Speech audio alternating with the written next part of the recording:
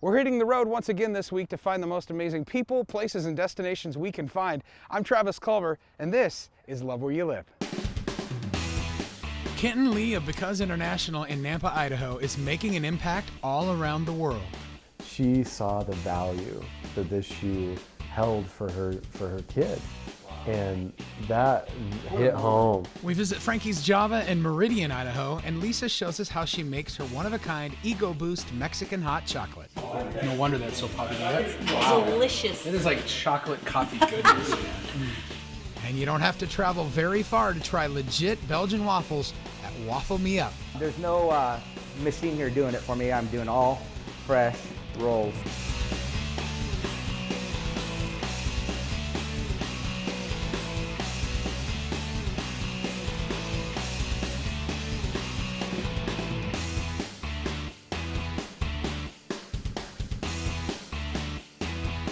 So here we are in the kitchen, I guess, bakery, probably better termed. Yeah, right? buttery risen dough kitchen. Buttery risen dough. That's a little wordy, didn't fit on a plaque.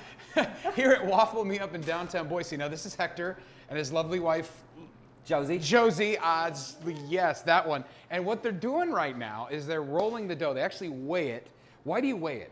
So it could be precise. Okay. We want everybody to get the exact same size. Sure. You know, we don't want mismatched sizes. You don't want one guy coming out with like a big old waffle. No, we don't want one guy with one waffle like this and one waffle like that. We want everybody to enjoy their waffle and have a nice, fulfilling waffle. So she's weighing it. Yes. You're rolling it. Yes. What are the little lumps of white that are sticking out? So those little lumps of light that you see actually are called pearl sugars. They're imported from Belgium. They actually caramelize in the waffle when I press them in the European waffle irons. So why waffles? Waffles. Of all the things, waffles. So I had some friends tell me about this waffle, and I was like not one bit interested until they told me it was the Liège waffle, the buttery risen dough waffle. Liège. Or the sugar waffle. Okay, sugar waffle. Sugar waffle, because of those little sugars caramelizing around the waffle. Sure. So I was not one bit interested until I saw what you could do with this waffle and what it tasted like. You know, it's buttery risen, you press it in the waffle iron, it caramelizes with a crunchy exterior, and then you have like more of an airy, chewy inside. Yeah. So it's just, and then you could do a sweet or savory waffle with it. You could throw a cheese, an egg, or you could just put your favorite fruits on top of it. Well, that's one of the things I think is so unusual too, is one of the many options you have here is the Bob, which is becoming very famous. Yes, good old. What is it, bacon omelet? Is that No, basil? so we got a Bob, which is bacon, organic syrup, and basil. Okay. So that's my basic. And then you want Bob Deluxe. You're going to add the egg, and you're going to add the Havarti cheese, and then you're going to add the crumbled bacon, drizzled with real maple syrup, and topped off with basil. Now, I don't think most people would think to put bacon and eggs on a waffle, which is funny, because if you think about people's breakfast, they often have a waffle with bacon and eggs. They just don't stack it. Yeah, you just stacked it. Yeah, we just stack it because, and so the waffle's kind of crunchy, and so what happens is with the sugary, salty, sweet, they're little layers of happiness bursting. I love how you always refer to them as joy or happiness. Yeah, that's what, you know, so customers actually came up to me and said, oh, this is like a little burst of happiness or layers of flavor flowing through my bites, you know. And they're all handmade. I mean, I think that, what do you call it when they're handmade? Artisan, handmade, artisan. Artisan. Yeah, artisan. Artisan. So there you go. They're artisan. Yeah, so. artisan waffles. There's your next sales handmade, pitch. Yeah, handmade. What do you ever call them? There's no machine here doing it for me. I'm doing all fresh rolls. So. Yeah, that's what's amazing about the waffles here too. You could, I'm telling you, you could eat this waffle like a donut. You wouldn't even, it's even better with stuff on it. Oh yeah. But you could take the waffle and eat it like a donut. And I was telling my wife, I don't like waffles. Yeah. I don't, but I come here because I like these waffles. Yeah. Wow, and you know what's been fascinating is as you guys are doing this, I'm watching those rise. Oh yeah, they're getting taller and taller. Yeah, they're getting taller. As you could see, you see how those little pearl sugars are there? Yeah. See how they're in there? So do they burst? Will they eventually burst inside? They'll actually melt down. They're melting down just a little bit down. Can you see that? Right over there. Yeah, and you see how, this is perfection right here because the dough itself is silky. And so here's another thought that this brings to me is not only is this going to create a caramelization, but it's actually making its own little like chambers. Is that what helps the waffle be Well, more so airy? the yeast is what makes it more yeast airy. is making it, okay. Yeah, so those will melt down in the waffle iron, but those actually just caramelize, give it that nice little flavor. And so that's why people love this waffle, because it's fully flavored. You know, because look how silky that. Oh yeah. See how that? Look how silky that. Oh looks. yeah. It's just like, I mean, Yeah. the best way I can describe it is that it's like butter. Yeah, it's like silky. No pun intended. Like No. it's silky and smooth, Yeah, like it's the silky consistency and of it's butter. whole together. This is like a perfect dough ball right here. Which so. explains why they taste so good. Yeah.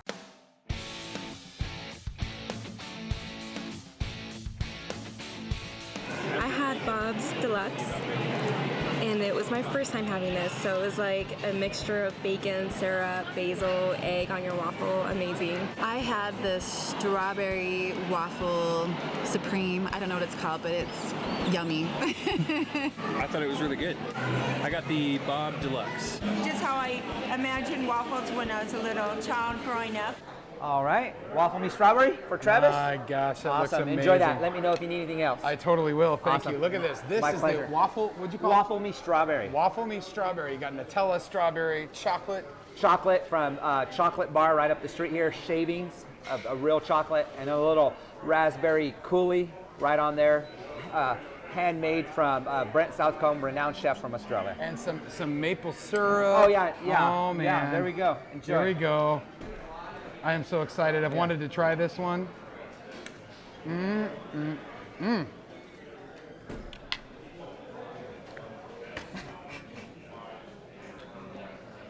It's not a waffle. There's a donut on crack, man. Yeah. Hey, can you get him some water, honey? That is outstanding. Yeah, isn't it great? Every Yeah. single time I have this, I am shocked how good they are. Yeah. It's a donut. It's Yeah. not like any waffle you've ever had. Yeah, and they come out fresh and hot, so Oh, that's yeah. the thing. And Totally. then caramelized, warm interior, crunchy exterior. Like I've said many times before, a little taste of Taste of heaven. A little taste of heaven, a little burst of happiness happened all at once. So. Oh, all at once, man. Yeah. This is incredible. If you want to know more about Waffle Me Up, check out lovewhereyoulivetv.com. Just search Waffle Me Up. Kent and Lee visited a third world country in college and saw that kids desperately needed shoes. After the break, we visit Kenton at Because International and learn about his shoes that grow. There's nothing quite like a good burger, but at Big Judd's, we think a great burger is even better. That's why when you come to either Big Judd's location in the Treasure Valley, you'll get a made-from-scratch burger made from the best local beef and the freshest local ingredients we could find. Whether you order a hamburger, a mushroom burger, or the Eat Till You Drop Big Judd special, we promise it'll be made just for you, served piping hot and ready to enjoy. Serving custom burgers 6 days a week, we're family-owned and located near your family, with a location in Boise and our newest location in Meridian just off Eagle Road. Welcome back to Love Where You Live. You know, one of the things that's really valuable about our community is people who invest in the community, both here and abroad. And that's why I'm excited to introduce you to Kenton Lee. Now, Kenton is the creator of something called the Shoes That Grow. You may have seen something about this in the newspaper, but he actually is the founder of Because International, which is about more than just these shoes. But I have to ask you the question that is, where did this idea come from for you? Like, were you just laying in bed one day, you're like, I should make big shoes that fit people? I mean, where did this come from? So this idea came halfway around the world. So after college, I'm a local guy, born and raised in Nampa, and after college at Northwest Nazarene University, I wanted to get out for a little bit. So I traveled for about a year. And how far is out for a little bit? Like when you say get out for a little bit, we're not talking Canada, are we? No, a little further. I lived in Quito, Ecuador for 6 months, and then in Nairobi, Kenya for 6 months. So what did you see when you were there that inspired these shoes that grow? I was in Nairobi living at a small orphanage, and about a month into my time there, and one day we were walking, all the kids and I were walking, and I'll never forget it. Right next to me was a little girl in a white dress. And I remember looking down and seeing her shoes and just being shocked at how small they were. And her shoes were so small, she had to cut open the front to let her toes stick out. And I mean, I knew the kids were very poor, but I hadn't noticed this before for some reason, and it really, really bugged me. And I looked around, and a lot of the kids had on shoes that were just way too small. And literally, right then and there, I thought, well, wouldn't it be nice if there was a shoe that could adjust and expand its size? And I thought two things. I thought that would make a lot of sense for these kids. You know, they could just adjust it on their own. And that might make a lot of sense for donors and people wanting to help kids too. instead of donating a pair of shoes year after year after year to make sure they had one that fit, they could just donate one pair and the kids could adjust it, and it just seemed like that made sense. So other than from a fashion standpoint, which, having your toes hanging out the end of the show is not fashionable, are there other reasons that's a problem? I mean, I think it's obvious that's a problem. It would look terrible, but are there other reasons over there that might precipitate wanting to keep them in shoes, or? Definitely. So the two big issues, it's kids having shoes that don't fit, which if you have shoes that don't fit, at some point it's going to start to affect your foot health. I mean, especially these kids, they walk everywhere, they're doing everything on their feet. So it's really just a dignity issue. Having a pair of shoes that fit really affects your foot. But the bigger issue is when kids don't have shoes at all. So at a certain point, when they outgrow their shoes, they're just not going to wear shoes. Or if they never had shoes to begin with, it's a really big issue, which I never knew that until I got there. But over 2 billion people have some kind of soil-transmitted disease. And you'd never know it looking here in Idaho at our beautiful towns and our clean streets. But in these developing economy countries where they don't have adequate sanitation and they don't have a lot of the cleanliness that we have, literally there are diseases and parasites in the water and the ground where people live. So for me, it really became what I thought was a non-issue. I thought, hey, happy barefoot kids, really became firsthand, I saw it. This is a big issue. And for me, I wanted to do something to help put kids in a position where they could succeed. And so what it turned into was something as simple as a pair of shoes. By helping them have a better, more sustainable, longer lasting pair of shoes that fit, these kids are going to stay healthy. They're going to keep going to school, and they're going to have more chances to succeed. So walk me through that story then. You come back home after you're done in Kenya, Nairobi. You come back home. Do you go and get a shoe engineering degree? I don't know if that even exists. Like, how do you take that from, by golly, that'd be really neat to give these kids shoes that grow, to what you have on your feet right now, which is the current specimen, or one of the most current specimens of the shoes that grow. Walk me through that story. So it's a 5-year story. So it took 5 years from idea to reality. So the first thing I did when I got back, I told a couple friends, we got excited about it, we decided to jump in together, and then we thought, we don't know a thing about shoes. That sounds like fire ready aim. Right? Like, hey, let's do this. Wait, you ever made shoes? No, you? Oh. Yeah, we had this idea based on something I saw, but I had no idea how to do it. And so we thought, let's connect with people who know about shoes and just give the idea away. We don't care who does it, we just want someone to do it. So we called Nike, Crocs, Toms, Adidas, Reebok, I mean, all the big shoe companies, told them our idea.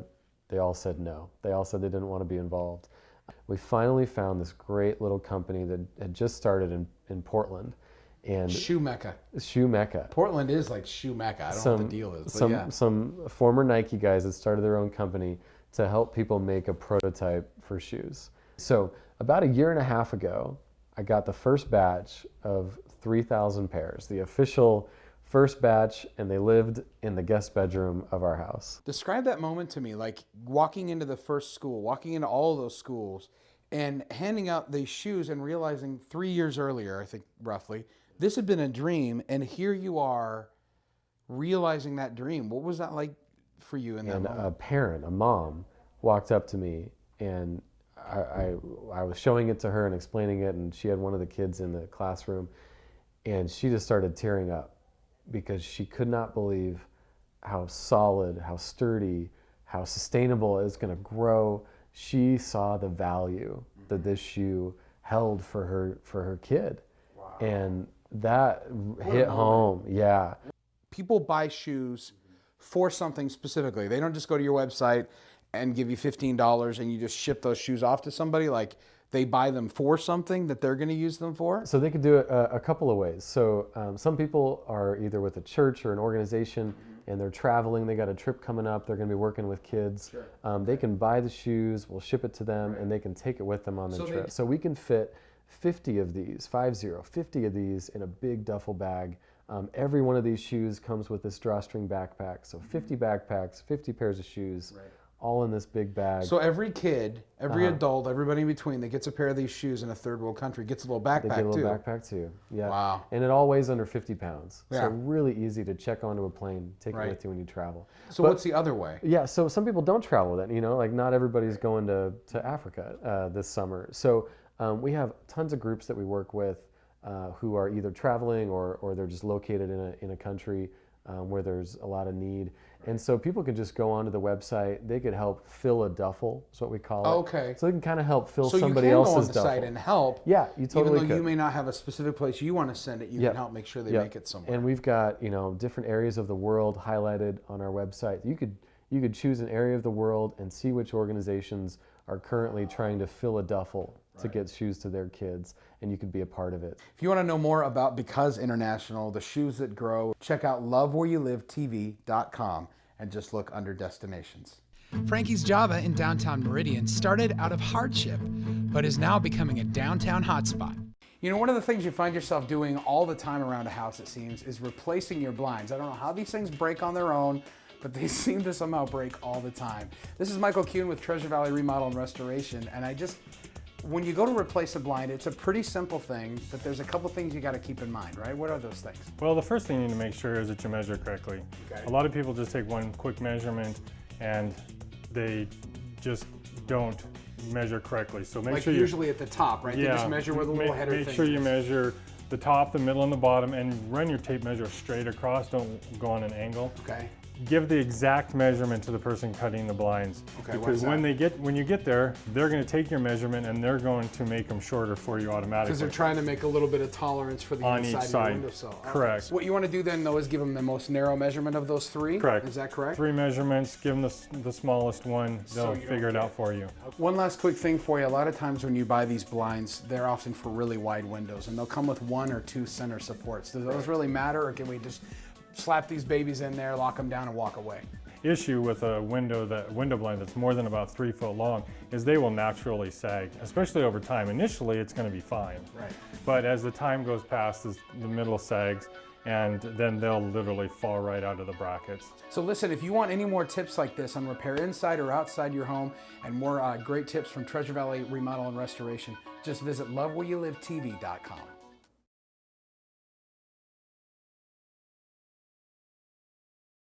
Welcome back to Love Where You Live. I'm Travis Culver, and we are here with Lisa Squire. She's the owner of Frankie's Java right here in beautiful downtown Meridian. What caused you to start a Java shop in downtown Meridian and name it after your daughter? My journey began with, I needed a change. I needed to start my life over. When the end of our marriage came, for many different reasons, and I decided to walk away. It turned out that our marriage license was never filed, and therefore, in the eyes of the law, we weren't legally married. And I got nothing. So here I was at 45 years old, after working 15 years building up this business, I was faced with nothing. And I got full custody of our daughter, so I was like, no way. And so I moved here without a plan. I had no plan. And I had a friend, a very good friend, who I called, and I said I want to do something in Meridian because there's nothing like this in Meridian. I think it needs something. It's a blanket of corporate America here, really. And so I said I want to do something unique. And so we ended up here. I went and met with the mayor, and he was like, "Why are you going to meet with the mayor?" And I was like, "What is the mayor going to do?" I'm like, "If the mayor doesn't know what's going on, nope, like she'll know." Right. And I went and I called her up. I had a meeting with her within a week. They sat with me for an hour and a half. And she said, that place at Generations Plaza, we own the deck, and it's this beautiful spot, is opening up. You should go check it out. And so once again, I'm going to leave it to divine intervention. And you wound up here. What a great location. I mean, look at this place. It's this beautiful deck. It's this beautiful building, this fountain. And I loved this area because it has history. There's old buildings, and it has this is where it all began. It didn't begin in a strip mall. I'm like, it feels good to be here, but everyone was like, no, it's a bad spot, it's this. And I knew it was going to take time to grow, and it will. I have faith that it will grow. Yeah. And Lisa, you jumped, and as evidence, you can come visit Frankie's Java in downtown Meridian. You get a great cup of coffee, great sandwiches, salads, things like that. Yeah, we have a full menu, and I take pride in it's not a big menu, and I try, and it's not that I wouldn't love it to be huge. Like when I go to some restaurants, it's like 4 pages of a million things. It reads like War and Peace. Yeah. What do I want? But everything is a specialty here. Everything is made to order. Everything is fresh to order. Even fruit, we don't pre-cut fruit. So if you order a fruit bowl, it might take a little longer, but it's every melon, every apple, every banana is cut as you order it. You feel like you're somewhere different. At least I do, and it looks different. It feels different. It tastes different. The food's presented beautifully, and and I take pride in all that. And it's expensive to do that. Oh yeah. It'd be a lot cheaper for me to use a chocolate. It wouldn't taste the same. No, but it's not the same. It loses its heart and soul. Oh, always. That's what's so great about it. Well, listen, if you want to know more about Frankie's Java, just go to lovewhereyoulivetv.com and search keyword Frankie's Java. There's a lot of work that goes into the Ego Boost Mexican hot chocolate, and after the break, Lisa takes us in the back and puts us to work. There's nothing quite like a good burger, but at Big Judd's, we think a great burger is even better. That's why when you come to either Big Judd's location in the Treasure Valley, you'll get a made-from-scratch burger made from the best local beef and the freshest local ingredients we could find. Whether you order a hamburger, a mushroom burger, or the Eat Till You Drop Big Judd special, we promise it'll be made just for you, served piping hot and ready to enjoy. Serving custom burgers 6 days a week, we're family-owned and located near your family, with a location in Boise and our newest location in Meridian just off Eagle Road. Welcome back to Love Where You Live. We're here in Frankie's Java in their kitchen with Lisa, the owner, and we're holding these things. You would mistake these for hockey pucks, okay? If you didn't know better. These are actually little bricks of chocolate, right? And I want to throw them on the ground because, like, if you remember, use Baker's chocolate. These make Baker's chocolate look like putty. But this is the heart and soul of the Ego Boost, which is a really popular hot chocolate drink here. So Lisa has kindly agreed to show me how you make it, because I understand there's a lot involved. Yeah, this isn't just like it's a labor of love to make this. And so we take a piece of cardboard, we have our little stools. Yes, these are professional grade, by the way. Professional grade stools, yeah. And then we take our little Ibarras, and they go inside of this bag. Do you literally just beat them? We beat them. It's pretty hard. Like, give it a beat. Yeah. Give it a beat down. I want to make sure I'm actually hitting. She's moving her feet. She does not trust me. She's moving her feet. That is cathartic, I have to say. Yeah, There's something about that. Okay, and then you get. All right. Now you have your chocolate here, and you beat it pretty good. I try. I feel like there's still a big chunk in there. You shake it out. Oh yeah, and this is all there is. This has plenty of sweetness to it. Okay. Like if you tasted a little piece of it, it's good. It's like tasty. All right, it's delicious. It's like candy. It's delicious. It's got a lot of sugar in it. I can tell you right now that it's got a lot of sugar in it. So after it's gone through all 3 blenders, then what? Then I can make a delicious Ego Boost with homemade whipped cream. Now that we're going to see, right? She's going to show us that, so I cannot wait to see. And it's going to give you a can-do attitude.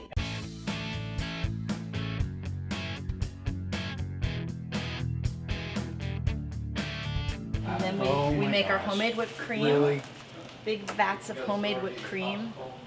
And we dollop that on the top.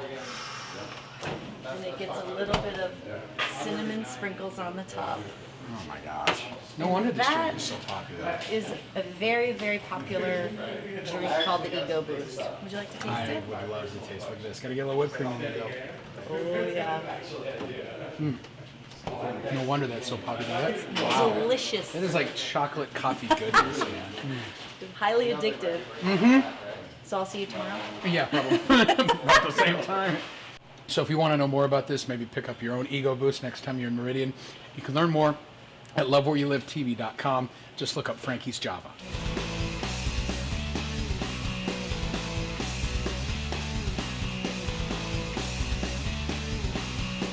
Well, that's it for this time on Love Where You Live. If you want to know more about any of the people or destinations that you saw in this episode, or you want to pick up your very own Love Where You Live gear, like the CDA Idaho Antler t-shirt, check it all out in one place at lovewhereyoulivetv.com, and I'll see you next time.